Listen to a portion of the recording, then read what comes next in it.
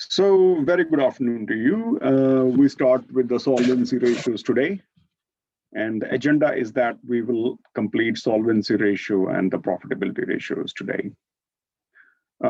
Solvency is the key, because it's sometimes very complicated to explain the situation of the firm when it is solvent, but it's easier to explain its situation when it's insolvent.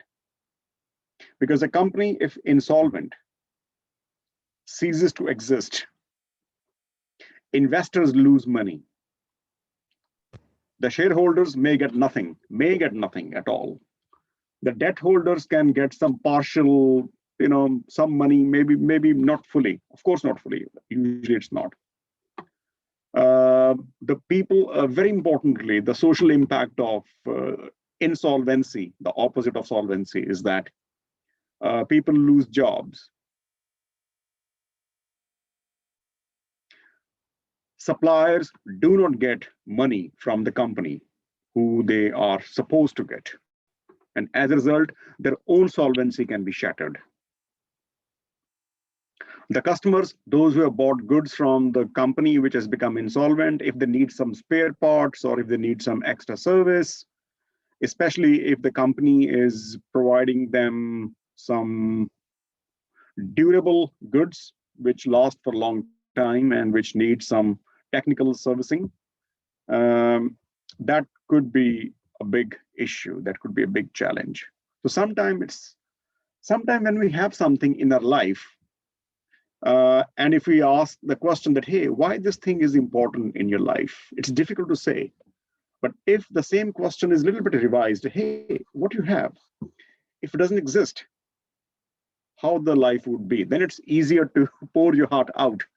The same way is about solvency, that we take solvency for granted in many companies. But just imagine if the company is insolvent, there would be so many problems. The banks will not get its money. And that is exactly was triggered in 2007 crisis, that banks were borrowing from each other a lot of money. And when one turned insolvent, the insolvency became contagious, became infectious, and it was reaching to all other banks. And as a result, many banks, they actually had an absolute disaster. So therefore, it's very important not to answer why solvency is important, but to find the answer to the question that what if there is insolvency? So solvency, if you want me to explain in the mathematical equation, I can say that when sum of total assets is below the sum of total liabilities, so at any stage, the company's assets are less than its liability. Let me actually write the equation, then it becomes easier. That total assets, we know in accounting equation, is equal to total equity of shareholders, or shareholders' equity, or just equity.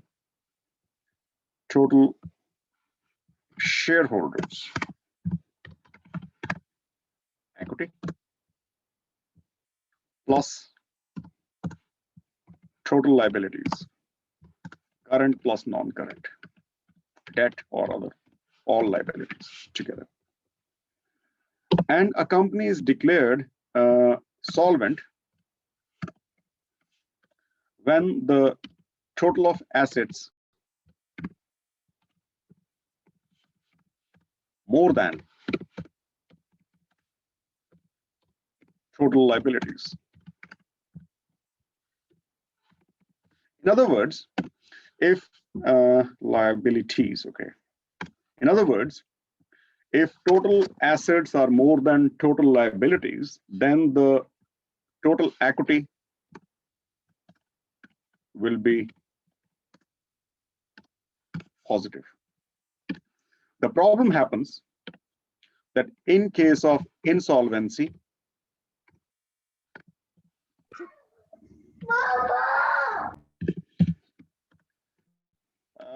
your total assets are less than total liabilities. And if I put very liabilities, yeah, if I put a very scary face in front of you, I would say that the total equity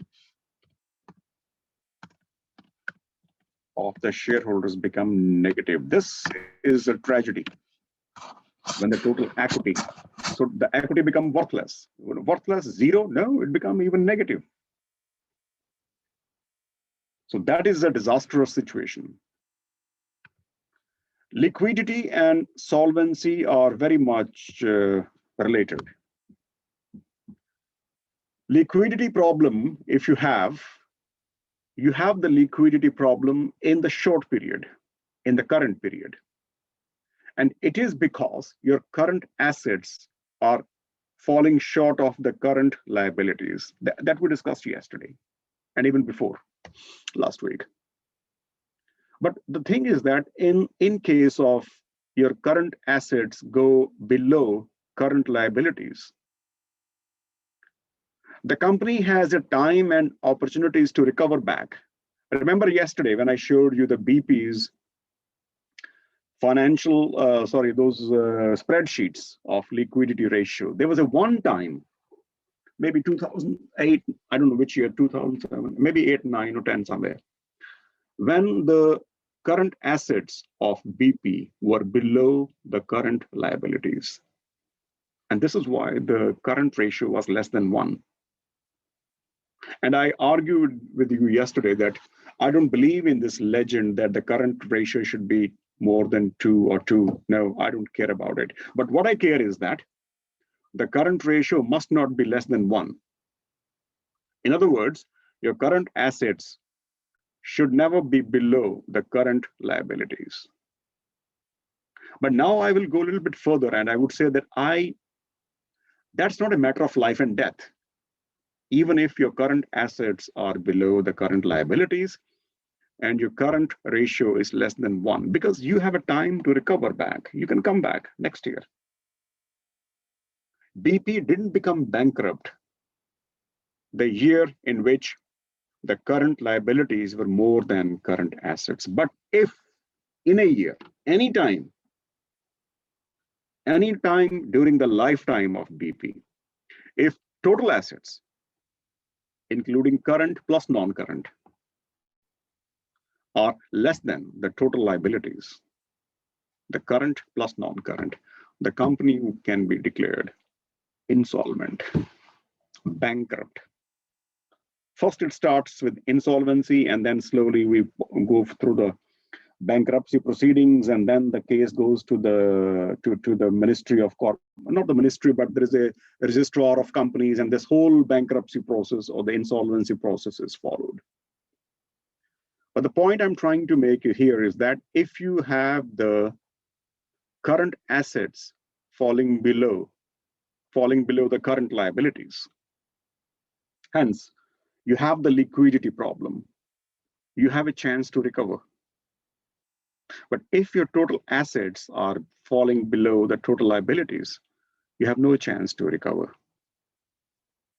And by the way, nip the evil in the bud. If you find that your liquidity ratio is such that your current assets are below the current liabilities, and as I said that you have a chance to recover, don't be complacent. Don't take it for granted. Do something fast so that you at no stage your current assets go below the current liabilities. Because what happens is that if you have the liquidity crisis 1 year, 2 years, 3 years, it accumulates and it culminates to solvency problem.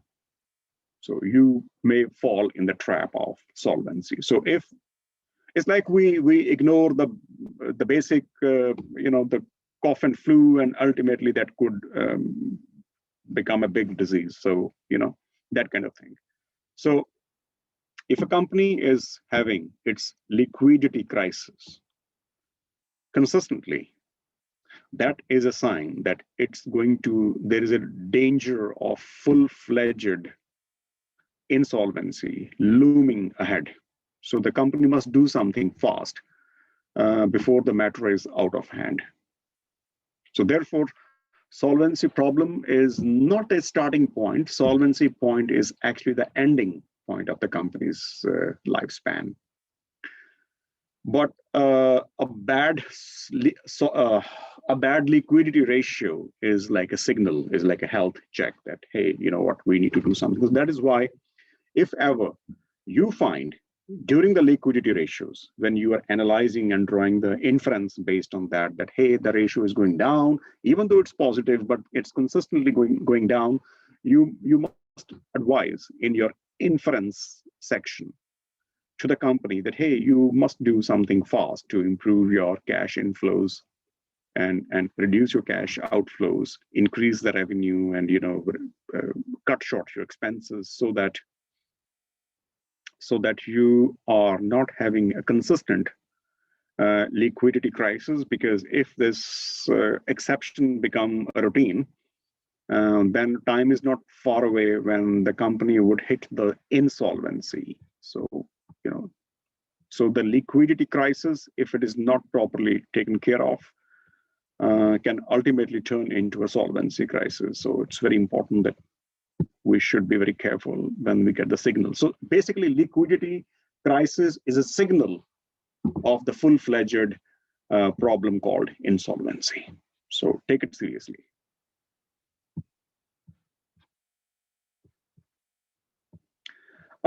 There are some indicators of solvency ratio, and one of them is called total debt ratio.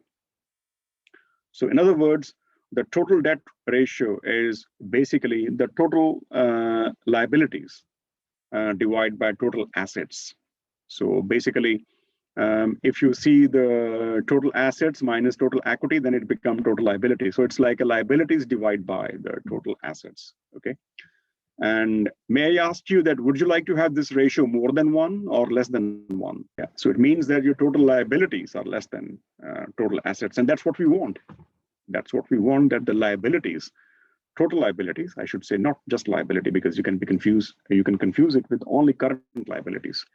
The total liabilities must not exceed its total assets. So that's why the total debt ratio, more the better.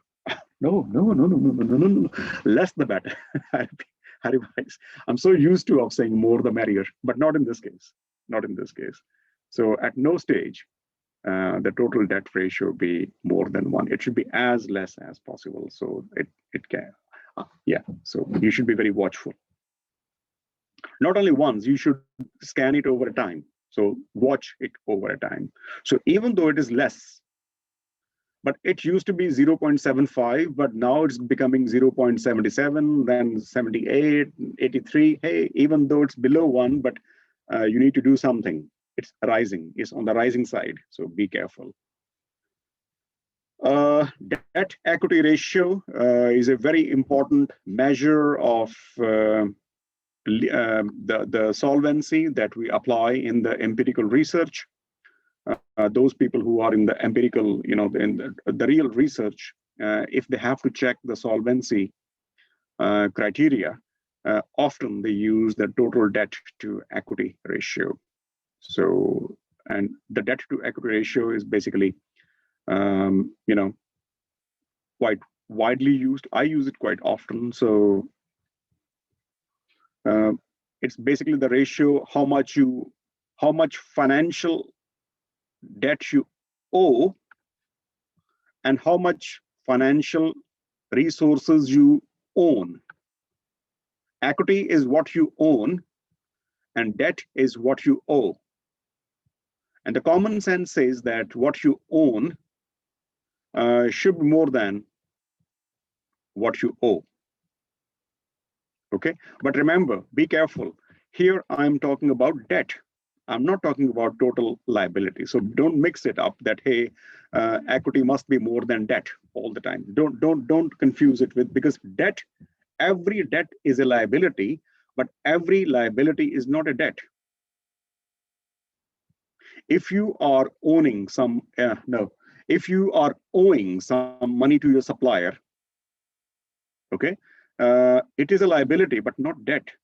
So only we talk about the finance debt here. And I hope you remember the different phrases that we use for the finance debt. Sometimes we call it debt, borrowings, interest-bearing liabilities, and finance debt. I think they're different words, but if you know if you can recognize them, if you know the logic, you can easily spot them, and you can see mostly both in the current and the non-current assets, in the non-current and the non-current liabilities. Yeah, so you can have a short-term debt and a long-term debt, both.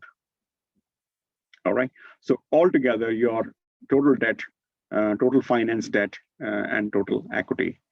I won't say that you can never go more than one. In certain situation, the total debt can be more than total equity, because that will not put the company into insolvency, because we are only talking about the debt. Here we talk about the total liabilities. Total assets minus total equity is total liabilities. So debt is a liability, but not every liability is the debt.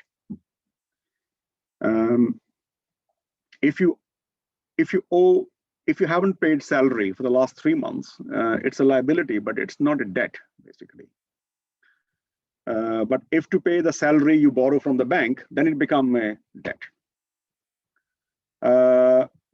Yeah, the ratio of what you owe and what you own. The lenders observe. Yeah, if you're the bankers of your company, or even the individual lenders or the other corporate lenders, they would be observing this ratio quite a lot. Okay, and sometime if this ratio is rising, then they can put some covenants. The covenants means they can put some rules, some clauses to safeguard the interest. Let me give you an example of debt covenants. Imagine I'm a bank and you have borrowed from me already, and we signed the contract. You have come again to me and asked that, Mr. Bank Manager, we want more borrowings. And I say that, you know what, I can't give you more, because you already owe me a lot of money. And if I give you more, you have to make more struggle to pay me back. And it could be possible that you don't pay me interest, you don't pay my money back. And in this pursuit, if you keep borrowing, endlessly, it could be possible that you will never be able to pay me back. And it's also possible that you can become bankrupt. And if you become bankrupt, then I would lose money, because I can't claim from you. When the company doesn't exist, it doesn't exist. That's it. End of the story. It could be possible that for every 100 euros I have lent, I only get 50 or maybe less. And as a result, I, as a banker, would lose a lot of money. And if I lose my money, then I also have my shareholders. They would lose money. It could be possible that your bankruptcy make me bankrupt as well. If one company become bankrupt, 2 become, 3 become, ultimately it will touch the bank also. So I'm scared of giving you more lending. And you say, all right, Shab, then thanks. What can we say? You leave. But the story doesn't end here. One of my executive comes to me and says, Shab, what he goes to Danske and borrow from them. Danske doesn't know that this guy owes a lot of money to Nordea. Let's say I represent Nordea. I would say that, hey, you know what, this, I never thought about it. And I then make contract with this person once again. Because if he borrows from Danske or OP or other bank, and the bank, the debt is bulging, and eventually this firm becomes bankrupt, legally I can claim, I have a claim to get the money back from the company's assets. But now the problem is that I'm not the only one I have to share the leftover with Danske and OP. Come on, my stakes are hampered, so I'm only 1/3 of the claimants, not the full property, but only 1/3. And then I call this guy again that, hey, let's have a meeting once more. I think we need to revise our debt rules. The rules are called covenants. The debt agreement rules are covenants. And then I make an additional sentence in the agreement that unless you pay me back all the money you owe to me, you would never go to any other bank or any other person or any other institution to borrow. And when I put these kind of extra conditions, okay, that's a different thing, that whether he agrees, disagrees, what happens, how much I become flexible, how much he or she becomes, resilient, that's a different topic. But when I include these conditions once, you know what will happen? Next time I will learn a lesson that every time somebody applies from loan from my bank, I would make these covenants that, hey, unless you borrow from me, okay, the maximum amount of borrowing you can get is this much. You would not come to me for increasing the more borrowings. And if you go to another bank or any other source, you can borrow from some drug dealer or smuggler, that's a different thing. But if no other legal institutional financer would ever give you money, so you would not go to them unless you pay me back, because I want to safeguard my interest. So when I put these kind of conditionalities in the loan agreement, we call it as a debt covenant. If the company has a bright future, but they need more resources, then I also think this way, that, all right, you can go to Danske, you can borrow from them, but write down a clause in the agreement with me that in case you become bankrupt, I would be the first one to claim your leftover assets. And if I meet my claims, only then Danske can come and eat the leftover. So I get your leftover, the company's leftover, and Danske get my leftovers. Now, if he agrees, then this guy goes to Danske. Danske would say, hey, they would also have learned the lesson somewhere. They would say that, could you show your history? And then he shows my papers, and it says that in case of bankruptcy, Nordea would get the claim on its assets first. They would be slightly taken aback now. So either they don't give loan to this guy, or if they give, perhaps they can ask for higher risk premium, because they're taking extra risk. Maybe they ask for more interest. So this is how the banking system get networked. Otherwise, people can fool the banks.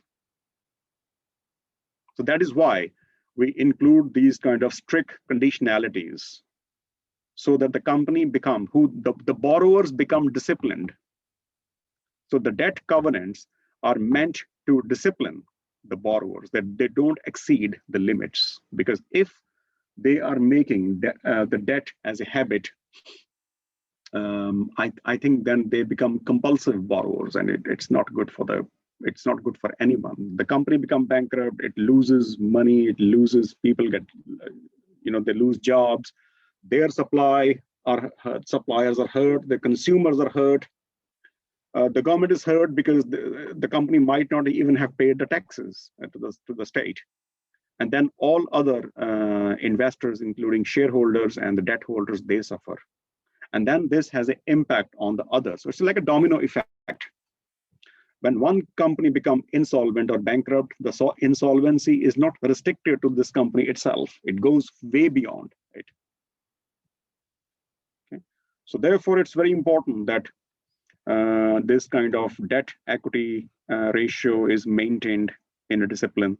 But I would say that in certain cases, the debt equity ratio can be more than 1 if it is possible. So it's not a big, don't confuse debt with the liabilities, but liabilities to equity ratio must not be more than 1. So be careful about it. Not long ago, there was a bankruptcy danger on Volkswagen. Volkswagen was under crisis, severe crisis. It was a looming insolvency. And because of the German government's intervention, the company was saved. Because just imagine that what if Volkswagen had become bankrupt? It would have shaken not only German economy, but the whole European economy. Look at the size of Volkswagen. So in such cases, the government comes forward and tries to protect the company, you know. But yes, the bankruptcies do happen, but the bank's bankruptcy is a calamity. Believe me, it's a catastrophe, and the states normally they do their best to save to avert any kind of banking crisis. The last banking crisis that I remember, it took place in 1997 in Southeast Asian countries. And believe me, that was a disaster, very big disaster. Singapore, Malaysia, Thailand, Vietnam, Philippines, South Korea. So the whole south, east, a bit of north, Indonesia, by the way, Philippines. What's the name of this country? Oh, what is it called? It's close to China, close to Philippines.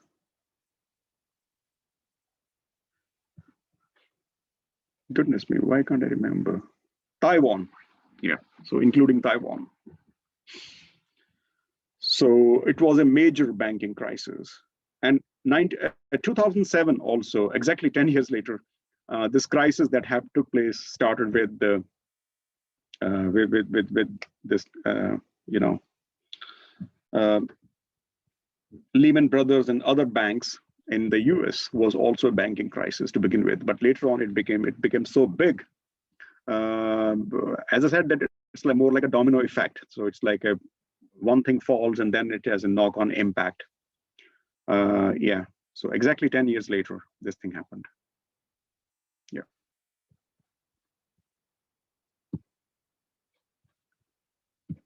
All right, we move on and we go to the next ratio. And then I will straight away take you to the solvency ratios of BP. But first we do it. Well, this is another ratio, total liabilities minus current liabilities. So then I can write a one sentence here that total liabilities minus current liabilities are basically the non-current liabilities. So this ratio, the gearing ratio, assumes that, hey, you know what, the total liabilities, the current liabilities are not a big problem, so we take them out from the discussion. So basically, they are saying, those people who are propagating the gearing ratio, they say that the non-current liabilities to the total capital employed should be kept in mind. So they are saying that we should take care of only the non-current liabilities. And what do we include in the total capital employed? The total capital employed, this formula we have used before. The total capital employed is sum of total equity plus the non-current debt. Okay, so the non-current liabilities. So this is the non-current liability. So the non-current liabilities to the total capital employed ratio should be kept in mind. Once again, there's no legend, but if this ratio is exceeding, going up, there is a rising trend over time. This is why the time is very important. This is why the history is very important. That is why I have very steadfast, very insistent that you must take at least 5 years, because you can't make a judgment based on a year or two. If you have a 5-year period, even though 5 is less, but at least it's just an assignment. So I don't want to insist you to make 30, 40 years. But over the time, you can see the trend patterns. So if you only have 1 year, you can't make out it's high or low. Okay. But when you see the 4, 5, 6 comparisons, then you can make a better judgment. So that is also another ratio which is used. And this is also to some extent used in empirical research. But in my research, I usually use the debt to equity ratio. The leverage, I also call it leverage ratio. Leverage. Leverage means that what is the extent of, what is the leverage? Leverage means debt in finance.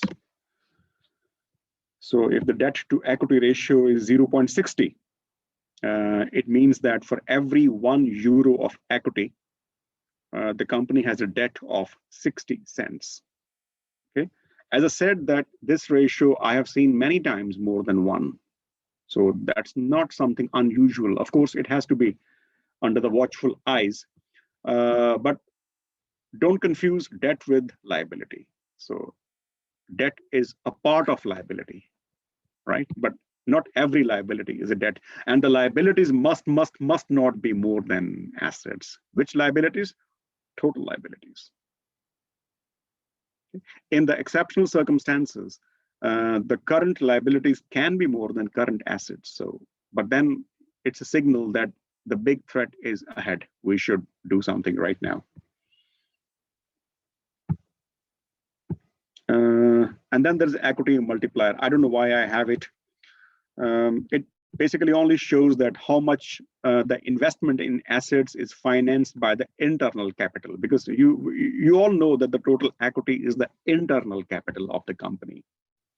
So for example, if the total assets to total equity ratio is, let me put it this way, is 1.5. Okay, 1.5. It means that every asset worth 1.50 euro is financed by €1 of equity. It means the remaining is financed by debt. So the remaining part is financed by debt. So you can see that how much, because we know that the equity is financing side, but this is the internal financing side, and the assets are the investment side. So how much, to what extent, the company's total investment is financed by the internal capital. And the gap between the numerator and the denominator would show how much investing is financed by the external capital. And what is external capital? The external capital is called your debt, the finance debt. All right, so these are different ratios and they have different interpretation. And then we also have the financial leverage multiplier, the total capital employed. But I haven't seen many people using it. It's just a ratio. If there's a problem, it would be reflected somewhere here only in the gearing ratio or the debt to equity ratio. So there are some additional ratios, but basically, if you start investigating them, who is the numerator and who is the denominator, you will find out that what is the healthy ratio, what is the healthy sign. And then you study it over a time period. It also gives you much better picture. Okay, we should be very careful about the low or the high leverage. Leverage means how much debt we have. What are the advantage of high financial leverage? Debt is good. Debt is very glamorous. I was talking to some students yesterday that debt has some advantages. The first advantage of debt, which I see, is that I think I showed it to you. Please correct me if I'm wrong, if I haven't shown it to you. That when you look at the income statement, the interest is paid before the tax is paid. And who gets the interest? The debt holders of the company. And then first you pay interest and then you pay tax. It means that the debt holders who get the interest, they don't bear the burden of tax imposed on the company. And after you pay tax, there is a net profit, or the profit after tax, or the earnings after tax. And that goes to the shareholders.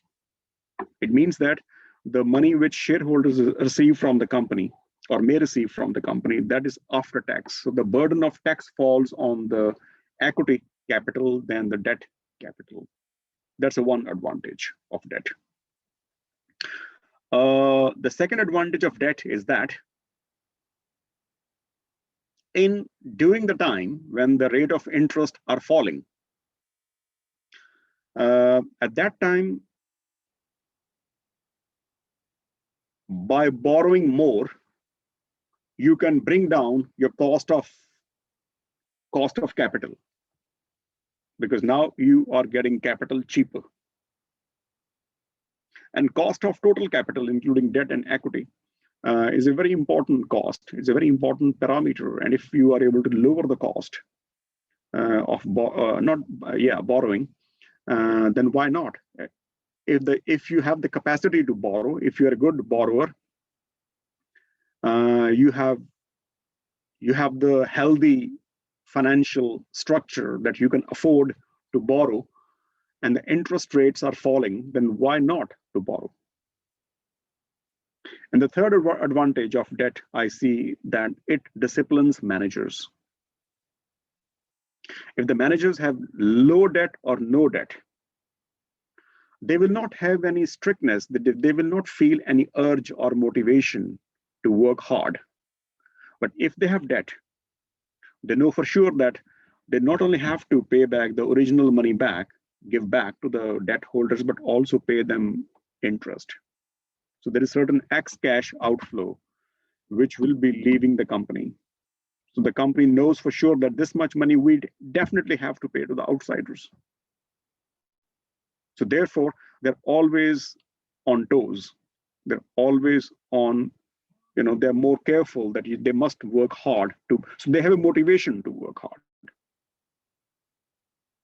But the bad thing about debt, which is a really, really bad, and that bad thing is called financial distress cost. And the financial distress cost means that the chances of the company who borrows beyond the limit is that it has huge chance of becoming bankrupt. And when the company becomes bankrupt, then all the advantages attached to debt becomes useless. So the company can face a full-fledged existential threat if you are borrowing beyond a limit. And secondly, if you borrow more and more and more, then your equity investors would become very scared of you, of your behavior, and they will try to pull out their equity from the company. And when they start pulling out means they start selling the stakes.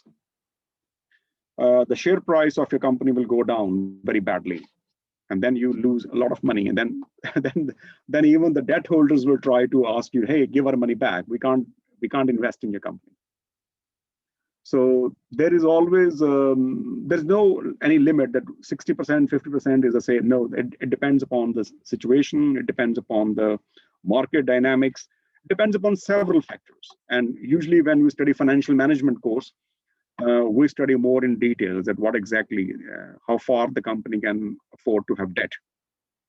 But what I can tell you at this juncture is that the safe limit of debt to equity is a very dynamic concept. It keeps changing from time to time, and it also depends upon what are you, who you are, what type of fundamentals, what are your business fundamentals, in which industry, in which sector you are working. So it's a host of determinants that we have to keep in mind. So apparently, I see 3 advantages of debt, but the disadvantage is so massive and so messy that it scares me. It's really scary. The companies, and once you are in the debt trap, it's like a spiral. You never come back. So the companies must borrow very carefully, like the human beings, like the individuals. Like the individuals, if you keep borrowing every time from everybody, everywhere, eventually you have to pay back, and it can be not a nice experience if you are neck deep in debt. So same thing applies to the company. So this is a little bit of theory that we discussed today about the solvency ratios. So we take a short break, maybe 2-3 minutes, because I spoke a lot. I want to drink a glass of water. And we come back in two, it's not a main break yet, but in 2-3 minutes we come back, and then we start discussing the solvency ratios of British Petroleum. So see you shortly in 2-3 minutes max. All right, so these are the main inputs that we require to calculate the solvency ratios. You need total assets, you need total liabilities. You know what is total equity? It's net worth, shareholders. Yeah, it's the same thing. Short-term finance debt, long-term finance debt, total finance debt. And then we also have the total capital employed, which is total equity plus the non-current finance debt, which is long-term, basically.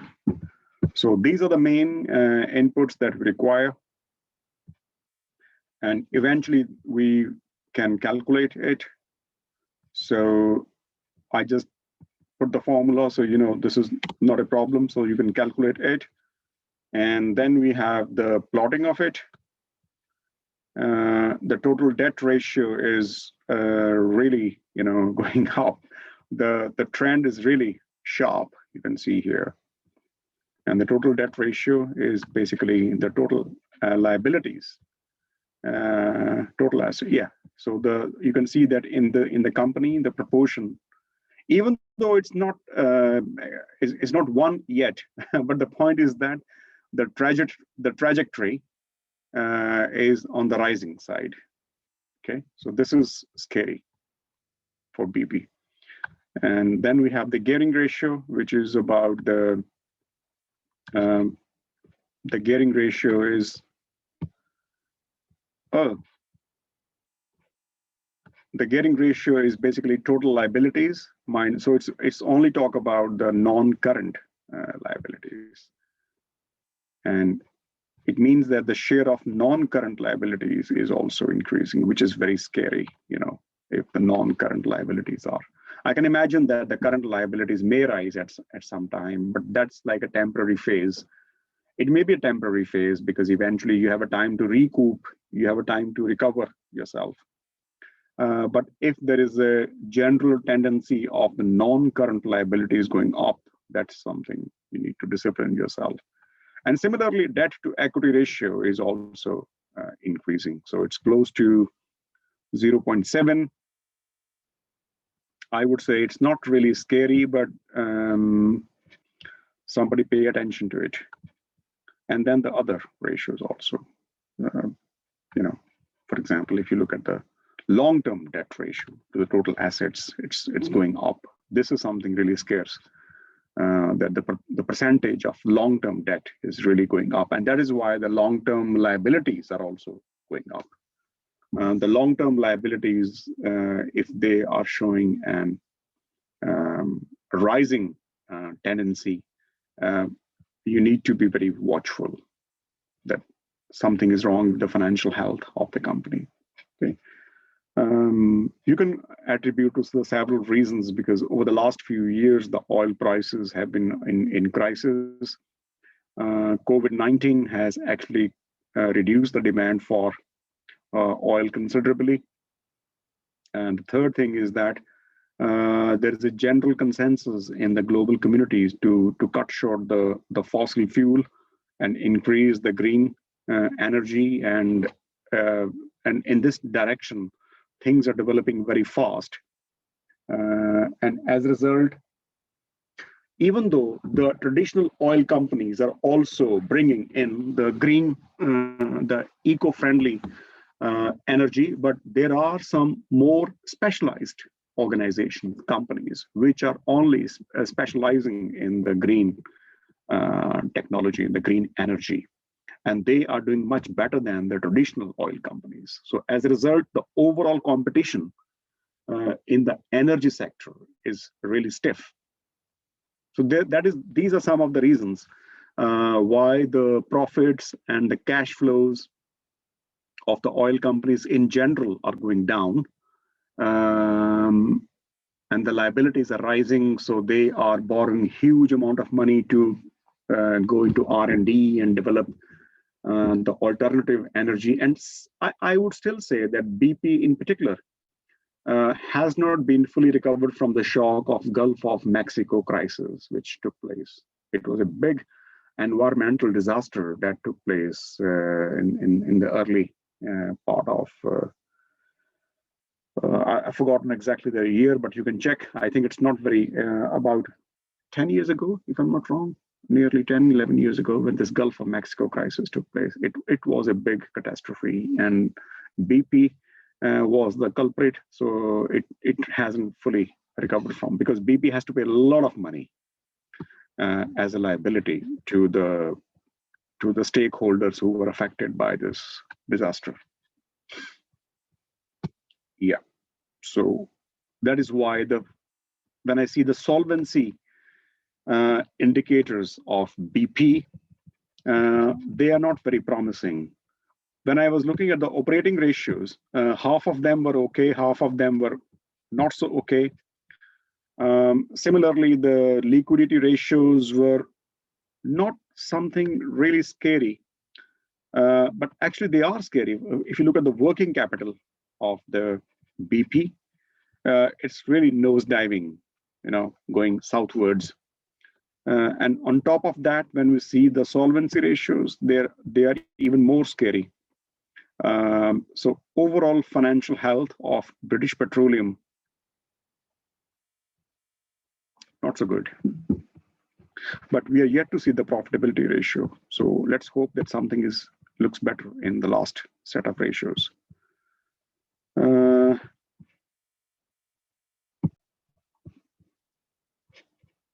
So we talk about the profitability ratios now, and we don't have too many slides about it, just the basic things. So that's something we will look for. The profitability ratio can be the gross profit to the sales ratio. I hope you know the gross profit. The gross profit is the profit before you pay tax. So gross profit can also be written in your books, in your company's books, as profit before tax or the earnings before tax. Anything, any results, any performance results before you pay tax is called gross profit, the sales revenue. Rising share of profit in the sales is good. Always, of course, if any ratio of profitability is going up, it's a good sign. Some people look at the net profit margin, which is they look at the net profit, and the net profit is the next stage profit, the profit after tax. So the gross profit is the profit before tax, the earnings before tax, or the results before tax. Net profit is when you have paid the tax. So net profit is profit after tax, or the earnings after tax, or sometimes they even call it income after tax. And this is the final profit which is left for the shareholders to claim. But that doesn't mean that all the net profit is distributed among the shareholders. No, you keep some profit for the future expansion of the company. Okay, and then that profit you transfer to the next year's equity. So it adds to the equity of next year. So be careful that net profit belongs to shareholders, but it doesn't mean that it is automatically transferred to them. Okay, net profit is not same as the dividend. Dividend is a part of net profit, but as I said, that the company doesn't share all the 100% profit, net profit among its investors, shareholders, because the company also have the growth, good reasons and the bad reasons. The bad reasons could be that, hey, what if something wrong happens in the future, emergency? So keep some money safe, and safe money from where to take from? From where to take? Well, take from the net profit. And that's what we use the phrase provisions or reserves. You must have seen the word provision, which means this money is taken from the net profit, but put aside not given to shareholders. And why is it put aside? Because in case there is any emergency, emergency could be that your clients don't pay you. There is a big legal fiasco. There is a kind of prosecution against you. The court asked you to make huge amount of payment. So what would you borrow from the bank then? No. Then you must have some past savings so that you can meet these obligations. And then the profit ratio, which I really like, is this one, operating profit ratio. Because this basically shows how much is your operating profit. And operating profit is the profit which is arising to the company sheer owing to its operational efficiency. Here in the gross profit,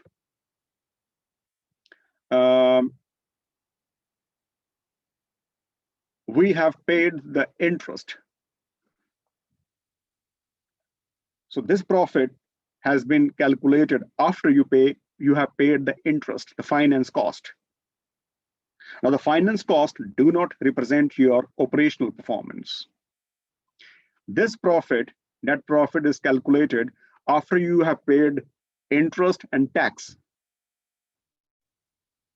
If the two companies, one in the US, the other in Finland, so all else being equal, the net profit, if all the operational performance of two companies has been similar, then the net profit of the Finnish company would be lesser than the net profit of the American company. Because in Finland, the tax rates are more. But should I say that the American company is more efficient than the Finnish company? No. Okay. Because the net profit is calculated after you have paid the finance cost and you paid the tax. So tax can vary from country to country. So the cross-country corporate comparison, oh my gosh, it sounds like scary. So the cross-country corporate comparison becomes difficult if you are comparing on the basis of net profit margin or the gross profit margin. But when you look at the operational profit margin, that shows that how disciplined you are, how your internal control system is successful, how much you waste, how well you use your assets,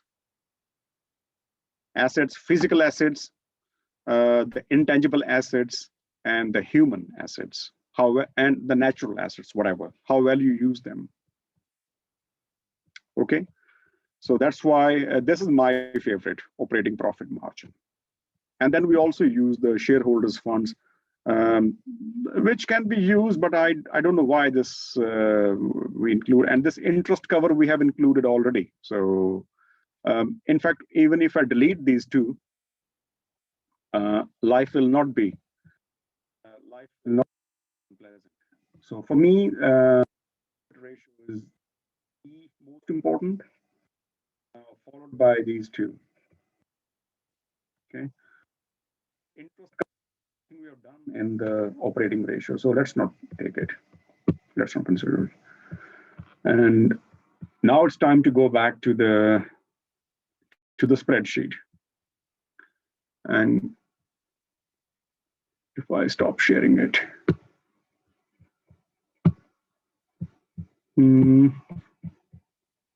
yeah. And now we look at the profitability ratio. And here, as before, we have the data input, the inputs that we require to use the numbers, we have it.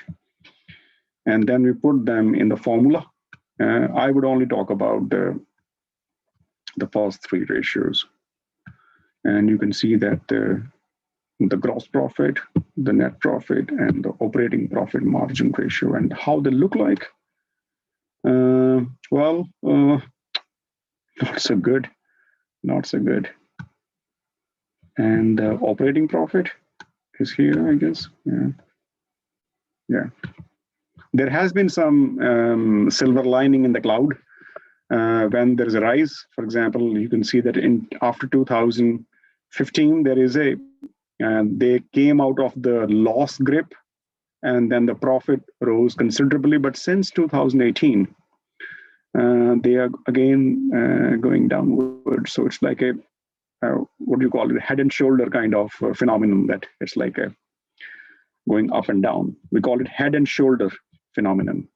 That when there is a shoulder to head and again head to shoulder, this kind of downfall and spike. So even when you look at the three, I will only consider this, and this. The picture is not so encouraging. So overall, if I have to conclude, the financial ratios of my case company, British Petroleum, are not very encouraging. And based on this analysis, I can make my SWOT from the next stage, that, okay, which are the strengths of the company, what are the weaknesses, and if the weaknesses continue to exist, how they can turn into threat. So then I can make some points in my discussion, and that's what you need to do, basically. That you start diagnosing the company, and then explain where the problem areas are and what can be done. If you can be generous, be kind, and if you can give some suggestion to the company to get rid of their bad finances. For BP, I'm very sure that most of the financial indicators are not very promising. They are either bad or they are not so good. But I don't see really very encouraging. Only thing which I saw, that the cash cycle was negative, which means that they don't have any immediate, they have enough cash to sustain themselves, basically. So there's no real cash crisis. But you know what? If you have good indicators and rest all of them are bad, then it doesn't take time before your good indicator disappears suddenly. So we need to keep in mind these things as well.